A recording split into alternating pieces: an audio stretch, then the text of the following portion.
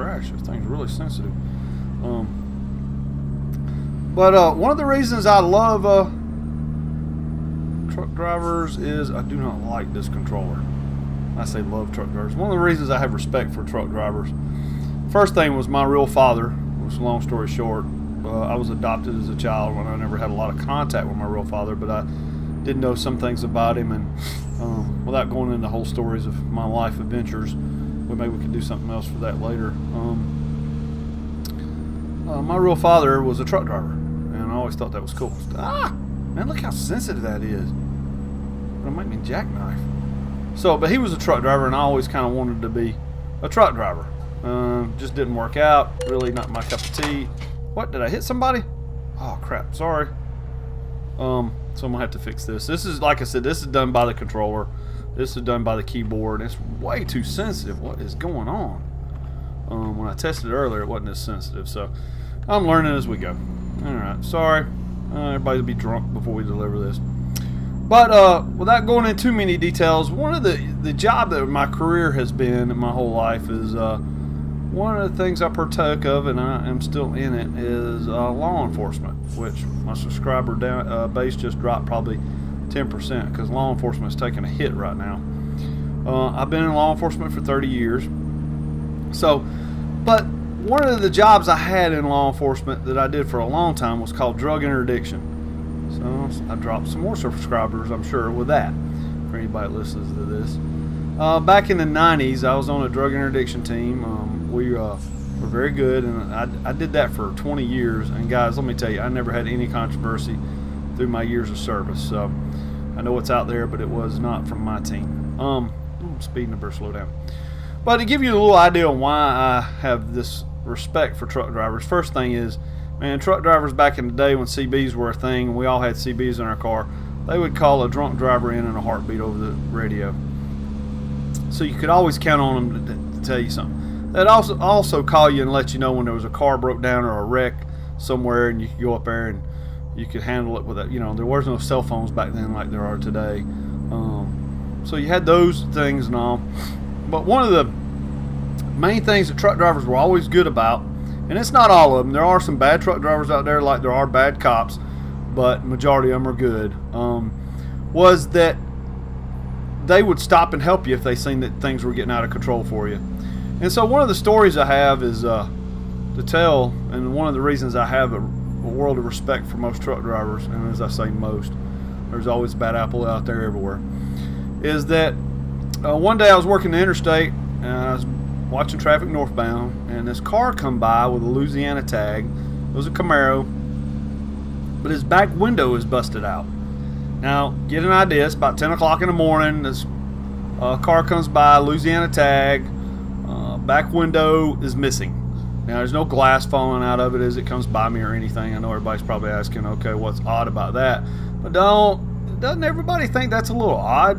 I mean, and the way I was able to justify it in court is to say that this is not something you normally see, and the reason I went ahead to stop him is see if the car had been stolen or injured, anything had occurred with it. This was just odd.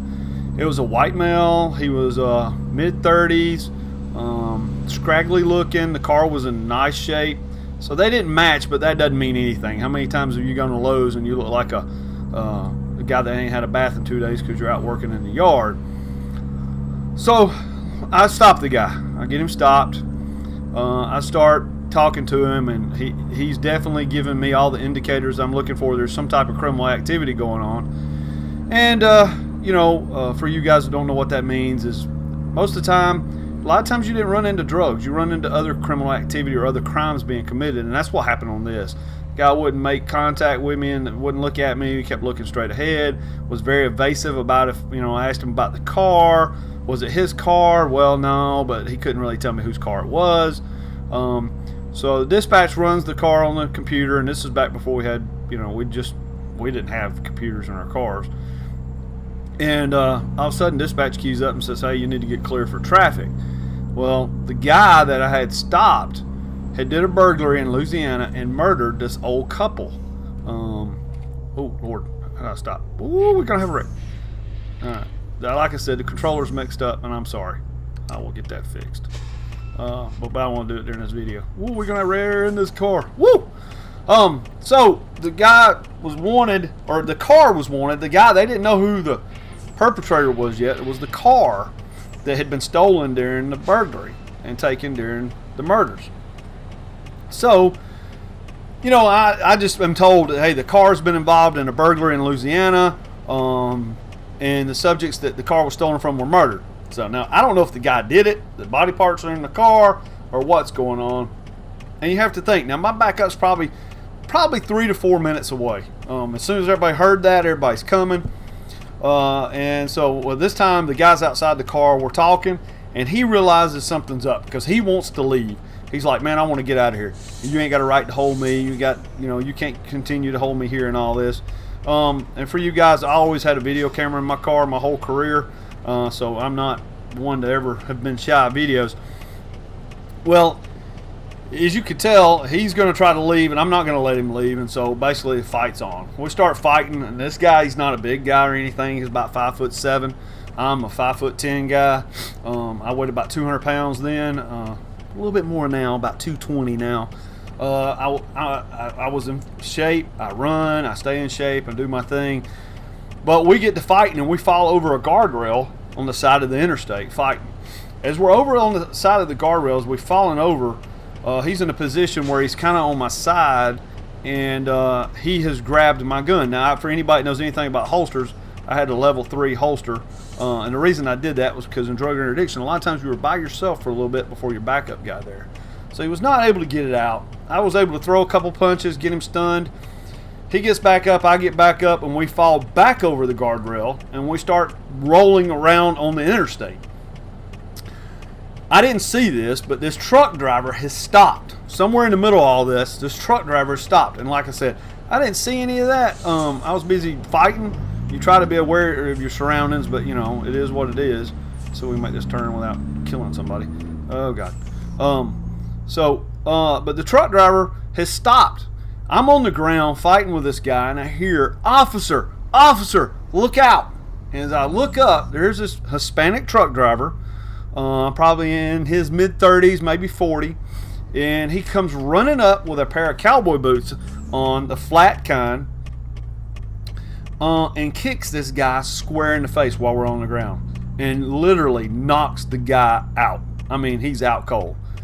The guy helps me get, the truck driver helps me get him handcuffed, and he jumps up, and he says, officer, you're okay? I see you. He pats me on the back and says, hey, man, you take care. And we got our delivery here. I'm going to hit the enter key. All right, which one do we want to do? We're going to try, I'm not having any luck with this controller. I hate this thing. We're going to try that, see what happens. He tells me that he doesn't just pass me on the back and says, hey, have a good one, and make sure you're okay. And all I can tell him is thank you, and he's gone. I mean, he gets in his truck and he drives off. The world shows up. You know, everybody's showing up because they started, other people had started stopping because me and this guy were fighting so bad. And and the truck driver left. Well, still to this day, I'll never know who that truck driver was. My video camera, back in the 90s, you know, video cameras were not the best things in the world. Did not get the quality of, it was not quality enough to get the truck company or anything like that. And not that he would have been in trouble by any means. This guy would have got a accommodation award for stopping and saving not just my life, but probably this guy's life, because we were going to fight till the end. Backup would have eventually showed up, but, you know, a lot can happen in 2 minutes. And for anybody that knows anything about ground fighting or anything, the world can change in 2 minutes. So that's one of the reasons I have the world of respect for truck drivers is this truck driver could have easily just kept driving and not got involved. I'm trying to back this thing up and talk at the same time, and I'm not doing a very good job. How am I supposed to do this? All right, this is another reason I don't drive trucks for a living. I'm going to hit that wall. Wrong way. Maybe not. Maybe wrong way the other way. Oh, come on. So, oh crap. Wrong. Woo! So, truck driver made a big difference in my life, and I've always tried to cut him a break. Now, with that being said, during my years in interdiction, I have stopped my fair share of trucks, and I have gotten loads of dope off of big rigs. Some of the bad guys, some of the guys in the trucks knew the dope was there, and some of them didn't. But I have done my interdiction on trucks, and, you know, it's like anything else. You do what you got to do out there to do your job and to be safe. And but I really, to this day, if I could ever give somebody a shout out, it would be to the guy that basically did me a wondrous job that day. It saved my life, and I think saved that other guy's life. One of our lives was saved because it was obvious it was a fight to the end. You know, I'd like to be a badass guy and say, "Oh, I was going to win that fight." And you know, in my mind, I'm pretty comfortable that I could have probably done a lot better. With the experience I have today, I definitely could have done a whole lot better job, but I didn't have a lot of experience back then. So, to the truck drivers out there, thank you. And we, you know, to the people out there that don't understand or don't know, these guys still continue today to stop and help officers all the time. I could give you play after play, and I am not parking this truck worth a flip. What is up with this? Why can I not park this truck? So, and tomorrow, once ever I get this truck, I guess I'm just gonna hit the enter button, try to figure this out. This controller is giving me fits, so making me lose my temper. I don't want to hit that wall. Am I even close to that wall? Ah! So, yeah, truck drivers still today, dadgummit, still today stop and help officers. So, oh,